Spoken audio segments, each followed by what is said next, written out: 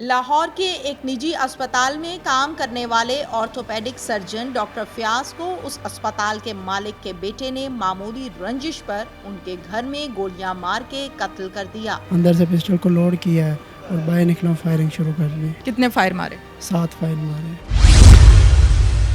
कातिल को किस बात का गुस्सा था और कौन सी वजूहात डॉक्टर फयाज के कत्ल का बाइस बनी, आइए जानते हैं इस वीडियो में। उर्दू पॉइंट की वीडियोस देखने के लिए हमारा चैनल सब्सक्राइब कीजिए और बेल के आइकन पर क्लिक कीजिए ताकि आप हमारी तमाम आने वाली वीडियोस से बाखबर रह सकें। अस्सलामुअलैकुम, उर्दू पॉइंट से मैं हूं आपकी मेज़बान तहमीना शेख। थाना कोट लखपत में एक मुकदमा दर्ज हुआ है जिसका मुकदमा नंबर है 2097/22 और मुद्दई है अख्तर जावेद जो कि डॉक्टर फयाज के भाई हैं।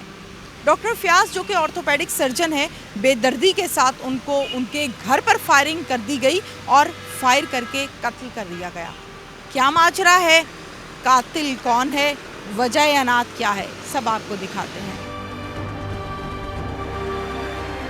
मुलजिम से बात करते हैं, क्या नाम है? मुबीन। उम्र कितनी है? 22 साल। 22 साल। आपके वालिद साहब का हॉस्पिटल है? हाँ जी। आप वहाँ पे क्या करते हैं? उधर सारा काम करता हूँ, हर मेडिसिन का भी करता हूँ, ऑपरेशन थिएटर का, बाकी भी सारा। ऑपरेशन का क्या काम करते हो? मेडिकल पढ़ा हुआ है? बाकी स्टिच वगैरह खोलने हो या अंदर कोई चीज़ें लानी हो वो देता हूँ। वो करते हो सारा? पढ़े हुए हो कि नहीं? मैट्रिक की है। मैट्रिक किया हुआ है लेकिन स्टिचेस वगैरह खोल लेते हो, वहीं से बैठ के काम सीखा है आपने? वालिद साहब ने क्या पढ़ा हुआ है? उन्होंने OTA वो किया, एनेस्थीसिया टेक्नीशियन, एनेस्थीसिया का। एनेस्थीसिया का किया। और कितने अरसे से चल रहा है हॉस्पिटल?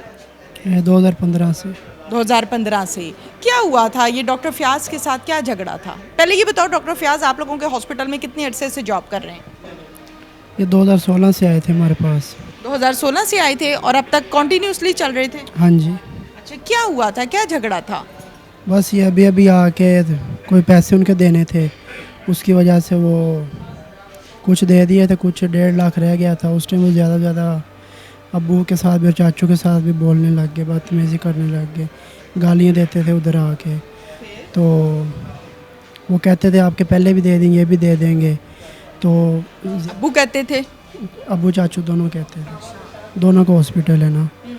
तो उस टाइम फिर अंदर मरीज़ भी होते थे, ऑपरेशन वाले, ये बाकी सारे। ऊंची तल कलामी होती थी? हाँ जी, वो ऊंचा बोलते, अब्बू चाचू कहते हैं आराम से बोलो भाई, मरीज़ हैं, ये है वो है। कभी फ़ोन पे उन्होंने बोलना, कभी वैसे बोलना। मैं अंदर ही बैठा होता था उनके पास ही, जब आते थे इकट्ठे बैठते थे सारे, तो मैं सुनता रहता था बातें वगैरह। बस उसी देर का गुस्सा मुझे बना हुआ था। एक्सपीरियंस लेटर का क्या झगड़ा था? मैंने कहा एक्सपीरियंस लेटर मुझे बना दे, मैं कहीं और जॉब करनी है। वो कहते ठीक है मैं सेंड कर दूँगा, ये कर दूँगा। अभी तक ना सेंड किया ना आया। किसने बनाना था? फयाज साहब ने। एक्सपीरियंस लेटर किसका बनाना था? मुझे बना के देना था कि ये वाला काम भी कर लेता है, ये भी कर लेता है। लेकिन आप पढ़े हुए तो हो ही नहीं हो मेडिकल। बस दवाइयों का पता था, ये बाकी OT वगैरह का ये माड़ा मोटा ही आता था। मैंने कहा मैं बाहर कहीं जॉब कर लूँगा नाइट। फिर अगले दिन मैंने उनको 7 तारीख को सुबह कॉल की। मैंने कहा सर मुझे बना दे, मैं 10:30 बजे आऊँगा, मुझे दे देना। तो उस टाइम उन्होंने फिर नहीं था दी। उनके मैं दरवाजे पे जाके कॉल की, वो कहता मैं अब नहीं हुई घर पे, तो मैं आऊँगा तकरीबन 1:30-2 बजे। उस टाइम मैं आपको आके बताऊँगा जब मैं आया। उसके बाद मैं जब 1:30-2 बजे उनको कॉल की है, कहते मैं बस आ रहा हूँ थोड़ी देर तक। फिर 2:30-3 बजे मैंने उनको कॉल की। उस टाइम मेरे पास था पिस्टल, तो वो मैं साथ ले गया था।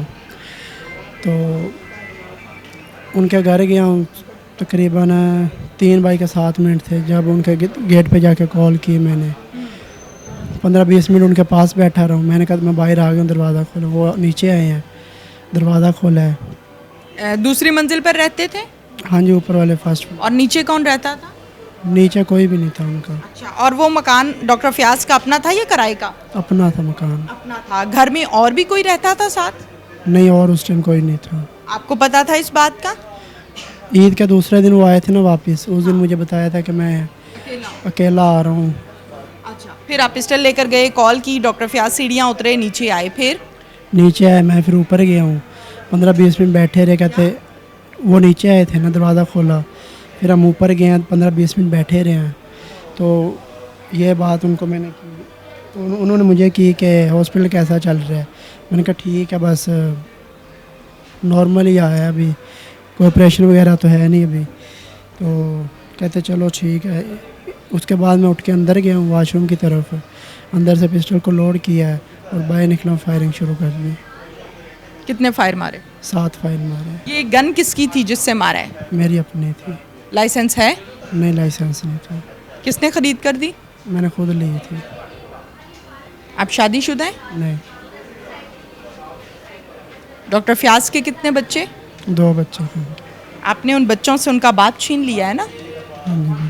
जी बिल्कुल। यतीम कर दिया ना उनको? ये ठीक किया? नहीं, बहुत बड़ा जुल्म किया है। नाज़रीन, मुलजिम के बयानात आपके सामने हैं। पुलिस इस हवाले से क्या कहती है, एसपी साहब का क्या कहना है, ये उनसे बात करते हैं।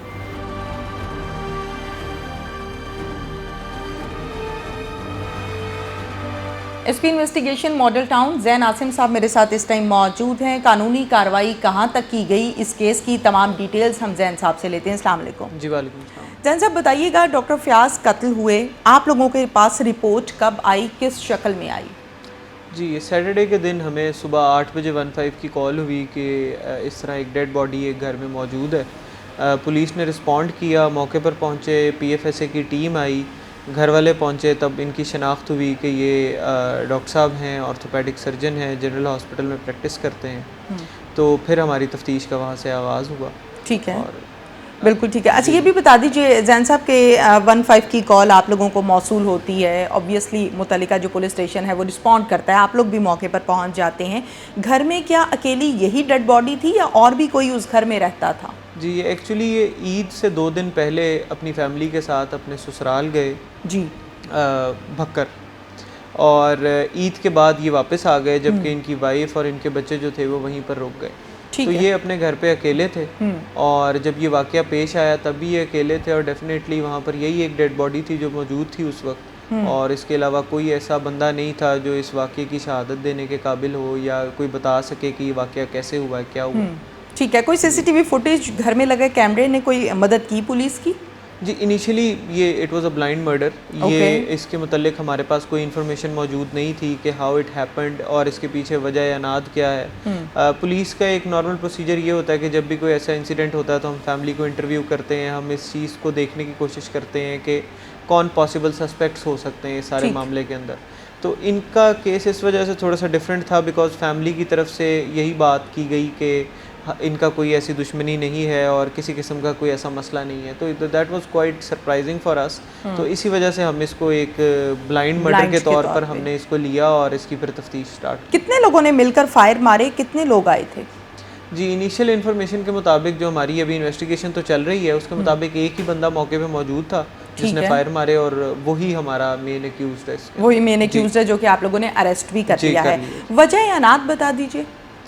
डॉक्टर साहब एक्चुअली कुछ हॉस्पिटल्स में काम करते थे, जनरल हॉस्पिटल के अलावा कुछ प्राइवेट हॉस्पिटल्स के अंदर। ठीक है। उनमें से एक ये हॉस्पिटल है शेर मोहम्मद सर्जिकल्स के नाम से। ठीक है। ये जो एक्यूज्ड है मुबीन, ये इसके वालिद ये हॉस्पिटल चलाते हैं। डॉक्टर साहब वहाँ पे विजिटिंग फैकल्टी के तौर पे जाते थे और ऑपरेशन करते थे। ठीक है। वो हॉस्पिटल जो है उन्होंने इनके 1.5 लाख रुपए कुछ अदा करने थे, पैसों का लेन देन था, और उसके अलावा इनकी आपस में कुछ रंजिश भी चल रही थी जिसके ऊपर हमें पता चला कि कुछ अरसे पहले इनकी आपस में तल्ख कलामी भी हुई, बल्कि बाद गालम गलोच तक भी गई। तो यही सब वो फैक्टर्स थे जिसने उसको उकसाया और अल्टीमेटली उसने ये स्टेप उठाया।